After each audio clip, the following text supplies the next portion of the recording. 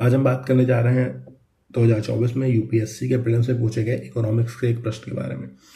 तो यह प्रश्न जो है काफ़ी विवादास्पद था। यूपीएससी के आंसर के आने से पहले कई लोगों ने इसके कई जवाब दिए हैं। इस चक्कर में थोड़ा विवाद का विषय हो जाता है।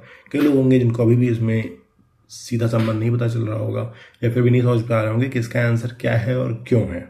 ठीक है, तो पहले आप ये क्वेश्चन को देखिए और इसका आप जवाब देने की कोशिश कीजिए।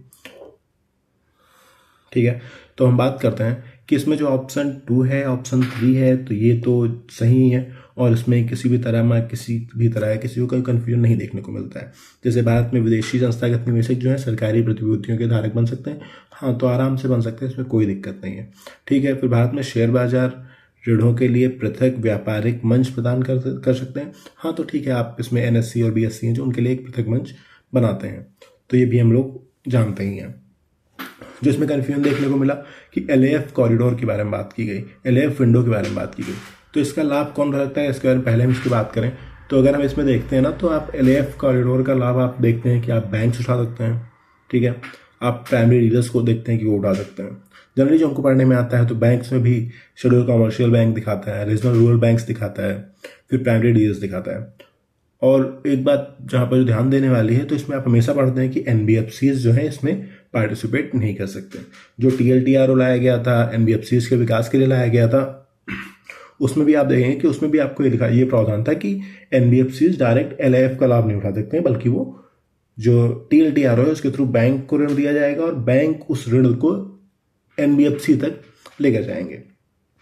तो इससे इस प्रश्न में काफ़ी कंफ्यूजन देखने को मिलता है। ठीक है, अब इसमें बात करने जा रहे हैं कि ये क्वेश्चन का ऑप्शन 1 अगर सही है तो सही कैसे है। तो हम यहाँ पे देखते हैं प्राइमरी डीलर्स को। हाँ, एक बात और बता दूं कि इसमें बैंक्स आपके ले सकते हैं, प्राइमरी डीलर्स ले सकते हैं, लेकिन आप देखेंगे तो इसमें जो शेड्यूल बैंक्स होंगे वही ले सकते हैं। जो नॉन शेड्यूल बैंक्स होंगे, जो कि साथ जो आरबीआई एक्ट की धारा 2 में जो रजिस्टर्ड नहीं होंगे, वो बैंक्स इससे एलएएफ का लाभ नहीं उठा सकते हैं। आप पेमेंट बैंक नहीं उठा सकते हैं इसका। तो पेमेंट बैंक हो गया, नॉन शेड्यूल बैंक्स हो गए, आपका वो क्या कहते हैं,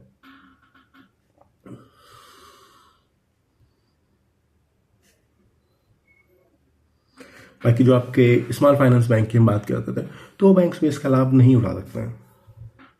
ठीक है, तो अब हम आगे बात करते हैं इसमें। तो अगर हम देखें एनबीएफसीज लाभ उठा सकते हैं, हम एक जगह पढ़ते हैं कि एनबीएफसीज का लाभ नहीं उठा सकते। जनरली आप कहीं सर्च करेंगे तो क्या सारे एनबीएफसी लाभ उठा सकते हैं? तो नहीं उठा सकते हैं। कुछ एनबीएफसीज जो है इसका लाभ उठा सकते हैं।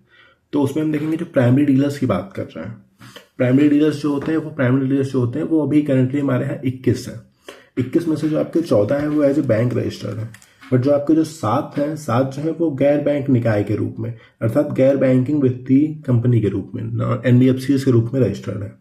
और एनबीएफसी चूंकि इसमें पार्टिसिपेट कर सकते हैं, इसलिए हम मानते हैं कि हाँ, एनबीएफसी अगर वो जो प्राइमरी डीलर्स हैं वो एनबीएफसी की तरह रजिस्टर्ड है और वो उसमें पार्टिसिपेट कर रहे हैं, इसलिए आप कह सकते हैं कि एनबीएफसी इसमें पार्टिसिपेट कर सकते हैं। तो आंसर इसका हो जाता है 1, 2 and 3। अब यहाँ पर एक बात है, आगे के वर्षों में अगर इसमें क्वेश्चन पूछा जाता है तो इसमें से लिखा हुआ है कि कुछ उठा सकती हैं, कैन एक्सेस। अगर ऐसा कुछ क्वेश्चन आता है, थोड़ा एक्सट्रीम होता है कि क्या सारे एनबीएफसीज एलएएफ कॉरिडोर का लाभ उठा सकते हैं, तो उसका आंसर आपका नहीं ही होगा। ये बात थोड़ा ध्यान देने वाली है, आगे एग्जाम में आपको ध्यान देनी चाहिए।